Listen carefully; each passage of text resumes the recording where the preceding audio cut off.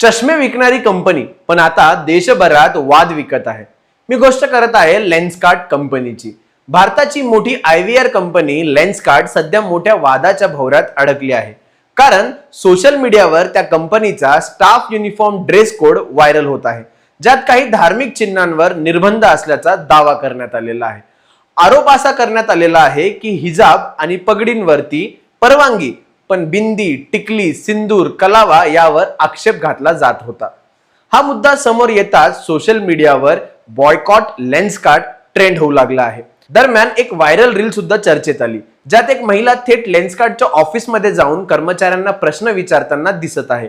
तिने संताप्तपणे विचारत आहे की हे सगळं काय चाललंय, जिहाद पसरवण्यासाठी का? हा व्हिडिओ काही तासातच लाखो युजर्स पर्यंत पोहोचला आणि वाद आणखीन भडकला। मात्र या दाव्यांची स्वतंत्र पुष्टी झालेली नाही। सोशल मीडियावर अनेक प्रतिक्रिया, भावना आणि आरोप समोर येत आहेत। वाद वाढताच लेन्सकार्टचे संस्थापक पियुष बंसल समोर आले। त्यांनी सांगितलं की व्हायरल दस्तावेज जुना असून सध्याच्या धोरणाशी त्याचा काहीही संबंध नाही आणि कंपनी कोणत्याही धार्मिक अभिव्यक्तीवरती बंधन घालत नाही। नंतर कंपनीने नवीन गाईडलाईन जाहीर करत बिंदी, टिकली, हिजाब, पकडी यासारखं सर्व धार्मिक चिन्हांवर परवानगी असल्याचं स्पष्ट केलं। दरम्यान लेन्सकार्ट कंपनीचे शेअर्स देखील तब्बल 5% खाली पडलेले आहेत।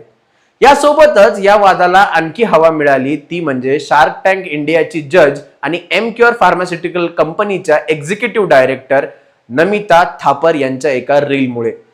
ईदच्या काळात त्यांनी एक व्हिडिओ पोस्ट केला होता, ज्यात त्यांनी नमाजचे शारीरिक आणि मानसिक फायद्यांबद्दल बोलताना सांगितलं की फुल बॉडी एक्सरसाइज म्हणजे नमाज आहे। त्यांनी नमाजमधील हालचालींमुळे फ्लेक्झिबिलिटी, डायजेशन आणि मेंटल पीसला फायदा होतो असं स्पष्ट सांगितलं आहे। मात्र या पोस्ट नंतर त्यांच्यावरही देखील सोशल मीडियावर मोठ्या प्रमाणात टीका झाली। काही युजर्सनी त्यांना वैयक्तिकरित्या टार्गेट केलं, कुटुंबालाही ट्रोल केलं आणि यानंतर नमिता थापर यांनीही समोर येत ऑनलाईन अब्यूजवर प्रतिक्रिया दिली। पण प्रश्न अजूनही कायम आहे की थापर आणि बन्सल सोबत शार्क टँक होस्ट करतात, जज करतात आणि अचानक सोबतच असल्या प्रकारांमध्ये त्यांचे नाव समोर येतात। तर ही फक्त गैरसमजाची केस होती की खरंच समाजामध्ये धार्मिक तडे वाढवण्याची काही केस होती? तुम्हाला या व्हिडिओबद्दल काय वाटतं नक्की कमेंट बॉक्समध्ये सांगा।